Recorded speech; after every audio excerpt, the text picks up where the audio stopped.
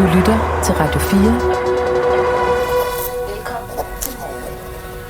Vi tager hul på time 2 af 4 denne fredag.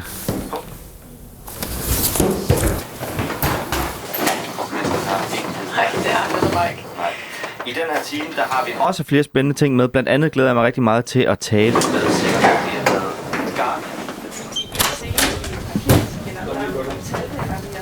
Conny Hedegaard.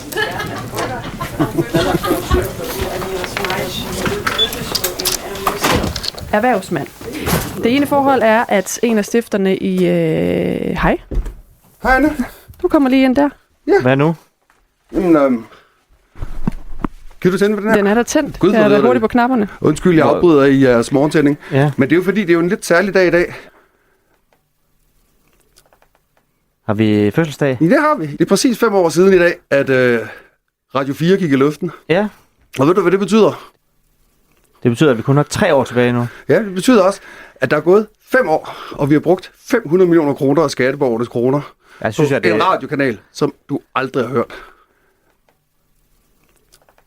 500 millioner kroner af skatteborgernes kroner for en radio, som du aldrig har hørt. Det er vildt nok. Jo, det kan da være rigtigt. Både din kontrakt og min kontrakt, Ja, der står, at du er opsagt nytårsaften 2027. fuldstændig rigtigt. Og det er jo ret vidunderligt. Vi har kniven på struben. Det er en kæmpe frihed. Men hvis vi har den store frihed, og der ikke er nogen som helst konsekvenser ved nogen som helst, vil det så sige, at der er ingen interesse i, at sendetilladelsen skal forlænges?